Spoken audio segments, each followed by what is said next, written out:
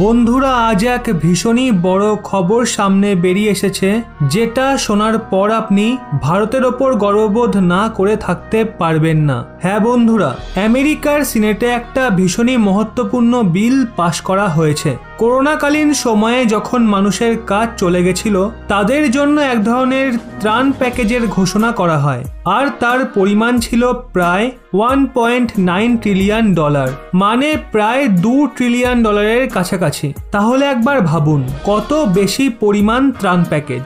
যেখানে ভারতের total economy 3 ট্রিলিয়নের, সেখানে আমেরিকার শুধু একটা ত্রাণ প্যাকেজই 2 ট্রিলিয়নের। কিন্তু এই প্যাকেজের জন্য ভালো রকম কথা কাটাকাটি হয় ডেমোক্রেটিক এবং রিপাবলিক সাংসদের মধ্যে, অর্থাৎ বাইডেন এবং ট্রাম্পের পার্টির মধ্যে। তো এই কথা কাটাকাটির দরুন রিপাবলিকের যে সাংসদ ছিল, মানে ট্রাম্পের পার্টির যে সাংসদ ছিল, তিনি উঠে দাঁড়িয়ে একটা রিপোর্ট পড়েন যা আমেরিকান সরকার স্বয়ং জারি করেছিল। উনি বলেন এই ত্রাণ প্যাকেজ আমাদের দেওয়া উচিত নয়, কারণ আমেরিকা অলরেডি মাত্রাতিরিক্ত ঋণে ডুবে আছে। আমেরিকার যে টোটাল ইকোনমি রয়েছে, মানে প্রায় $23 ট্রিলিয়ন, কিন্তু আমেরিকার যে ঋণ রয়েছে তার পরিমাণ প্রায় $29 ট্রিলিয়ন। আজ্ঞে হ্যাঁ, এতটাই বেশি পরিমাণে আমেরিকার ঋণ রয়েছে। মানে টোটাল জিডিপির ওপর যদি আপনি দেখেন, তবে সার্ভিলেন্স 120%-এরও বেশি হয়ে গেছে।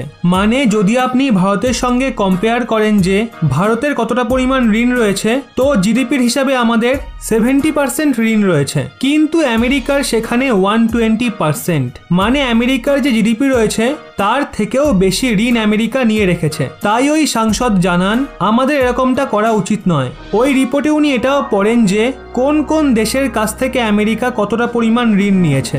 যখন ভারতের নাম আসে তখন তিনি বলেন আমরা ভারতের কাছ থেকে $216 বিলিয়ন ঋণ নিয়েছি। মানে এই বছর ভারতীয় সেনার যে বাজেট হয়েছে তার 3 গুণেরও বেশি এই পরিমাণ। আজ্ঞে হ্যাঁ, এত বেশি ধার ভারত দিয়েছে। কিভাবে দিয়েছে দেখুন। শুধু আমেরিকাই নয়, গোটা দুনিয়া এখন ঋণে জর্জরিত। এখন কোনো দেশই ঋণমুক্ত নেই, কারণ প্রত্যেকটা দেশকেই অনেক বেশি খরচ করতে হয়, ইনফ্রাস্ট্রাকচার বানাতে হয়। সেই জন্য এক দেশকে অন্য দেশের কাছ থেকে ঋণ নিতে হয়। ঋণ কি হিসাবে নেওয়া হয়? আমেরিকা বা কোনো দেশের সরকার নিজের সিকিউরিটি বানায়, তাছাড়া বন্ড জারি করা হয়। এগুলো ঠিক কি?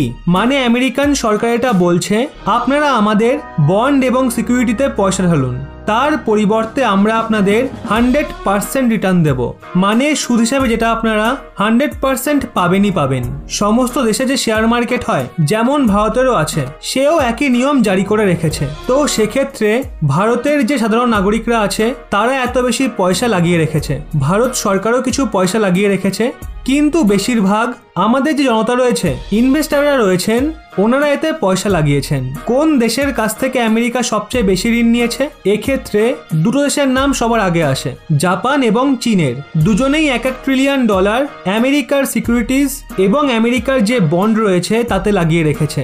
এগুলোর বেশিরভাগটা কেনে কারা? হয় ইনভেস্টাররা, নয়তো ওই দেশের ব্যাংকগুলো শেয়ার কিনে রাখে। ভারতের ব্যাংকগুলো হয়তো কিনে রেখেছিল, বা হয়তো ভারতের যে ইনভেস্টাররা রয়েছেন তারা কিনেছিল। আর ভারতের কাছে আমেরিকার যে ঋণ রয়েছে $216 বিলিয়ন, যদি আপনি এটা ভারতীয় মুদ্রায় হিসেব করেন তাহলে এর পরিমাণ দাঁড়ায় 16 লাখ কোটি টাকা। শুধু একবার ভাবুন, যদি আমেরিকার প্রত্যেকটা নাগরিকের মাথাপিছু হিসেব করা হয়, তবে প্রতি নাগরিক পিছু 60 লাখ টাকা দাঁড়ায়। এটা ভীষণ বড় পরিমাণ। হয়তো আপনার মনেও প্রশ্ন উঠছে, ভারতের ঋণ রয়েছে তার জিডিপির 70%। যদি ভারতের ইকোনমি 100 টাকা হয়, তবে ভারত ঋণ নিয়েছে 70 টাকার। সেটা কতটা পরিমাণ হতে পারে? তো আমরা আপনাদের একটা ছোট্ট উদাহরণ দিচ্ছি। ভারতের এই বছরে যে বাজেট পেশ হয়েছে, ভারত টোটাল যে খরচা করেছে তাতে 20% শুধুমাত্র এই ঋণের ইন্টারেস্ট। ভাবুন শুধু, এই পরিমাণ এরকমই হয়। আর প্রতিটা দেশই ঋণ নেয়, কারোর বেশি কারোর কম। যদি কোনো দেশের ঋণের পরিমাণ 70 to 80% হয়, তবে সেই দেশের অবস্থা ভালো বলে মনে করা হয়। কিন্তু যদি এই পরিমাণ 100% বা তারও বেশি হয়ে যায়, তবে মনে করা হয় তার অর্থব্যবস্থা সংকটে রয়েছে। আজকের এই বিষয়ের ওপর আপনার কি মতামত অবশ্যই নিচে কমেন্টে জানান। আর এটা ভারতের কাছে সত্যি গর্বের বিষয় যে আমেরিকার মতো সুপার পাওয়ার দেশ আজ ভারতের কাছে ঋণী।